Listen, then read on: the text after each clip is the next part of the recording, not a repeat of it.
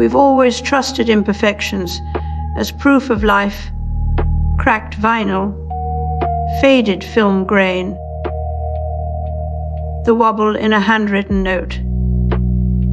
These were not flaws, but signatures of intent, evidence that something real had happened. But now, what was once natural is being simulated, algorithmically crafted to look authentic. It's like Photoshop for humanity.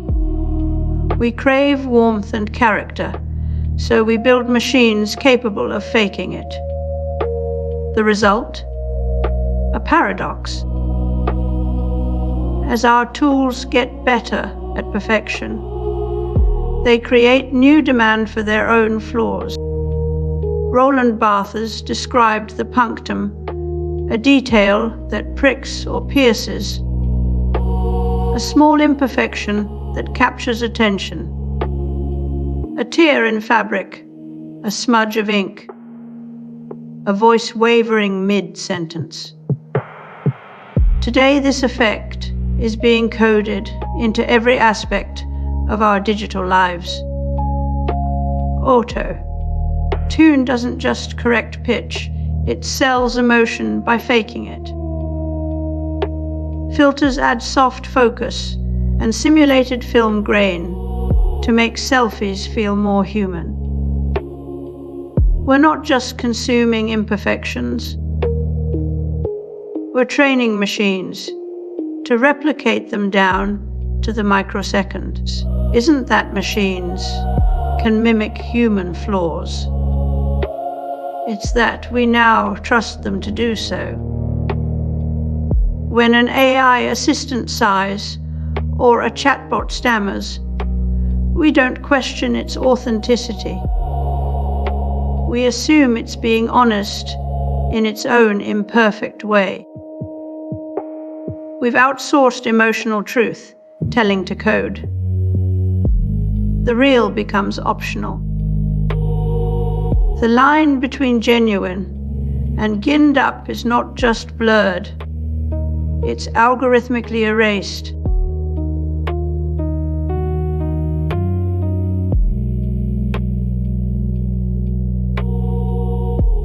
The earliest computer music systems like Grove and Music N were groundbreaking in their ability to generate sound through algorithmic control, marking the dawn.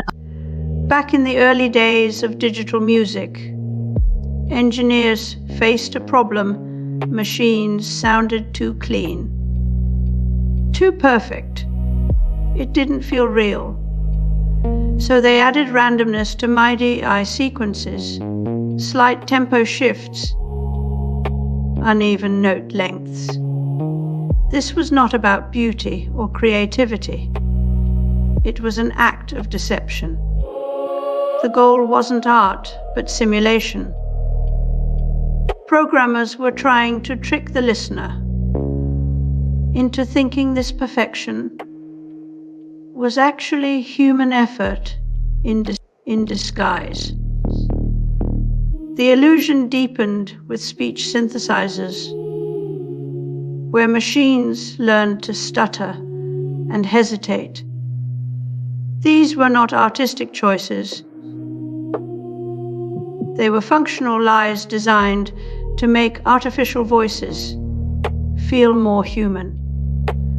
If a machine spoke too smoothly, it was unsettling. So engineers programmed random pauses into the software. The result was a voice that didn't feel like code.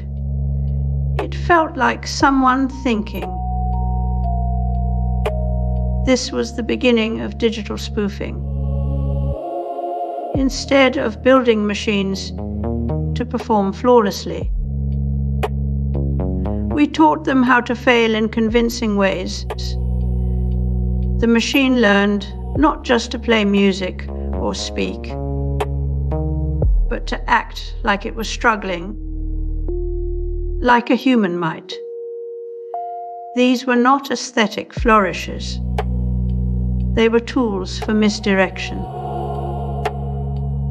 In making technology feel more alive, they made truth harder to distinguish from artifice.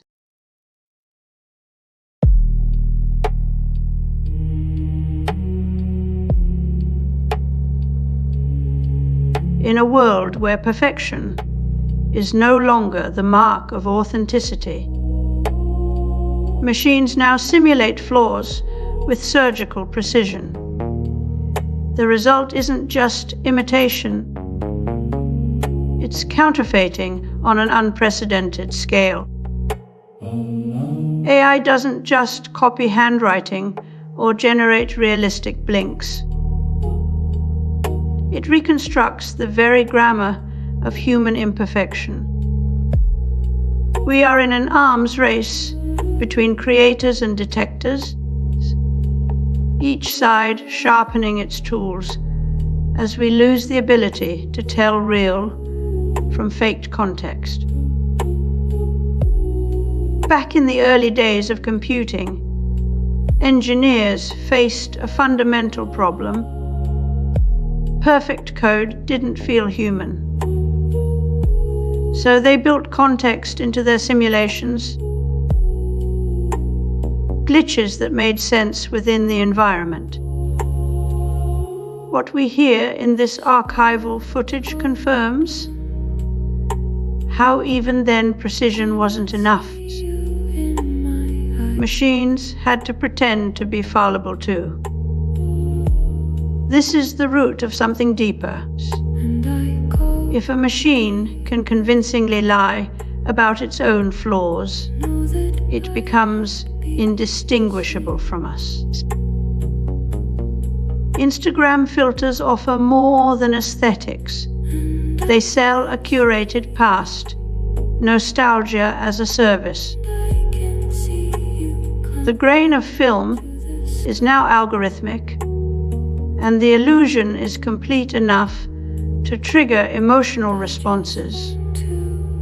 Similarly, AI video generators replicate not just faces, but body language, breathing patterns,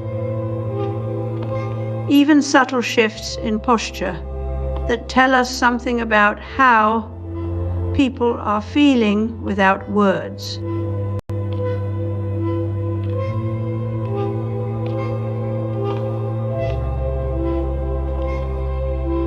Then to check dye and fabric colors and check them accurately and scientifically, there's the spectrophotometer.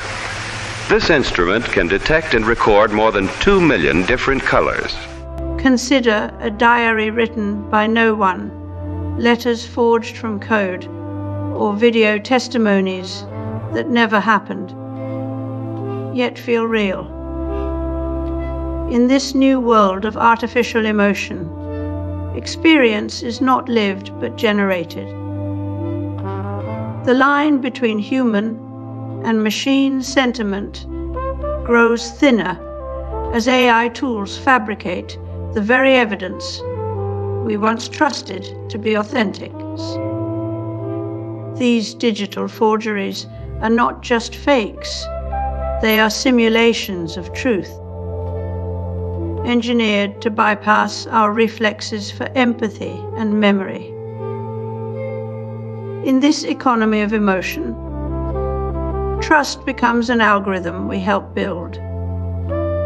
We train it with every click, every like, every moment we pause to feel something real, and then share the echo online. Neil Postman warned that television's epistemology, looking is believing, was reshaping truth itself. Now, AI rewrites this contract, not just seeing, but feeling. As if authenticity could be bought in batches of simulated sorrow or joy.